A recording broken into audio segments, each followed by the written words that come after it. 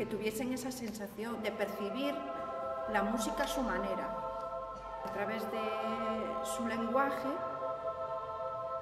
Nosotros podemos transmitir ese sentimiento, lo que significa la música, lo que quería decir la letra de la canción. Yo puedo interpretar con eso, tener esa sensación como pueden tener a las personas sordas, en los aplausos, en la ovación que hubo. Yo veo que tanto personas sordas como oyentes disfrutan, y además que eso se ve que lo transmiten.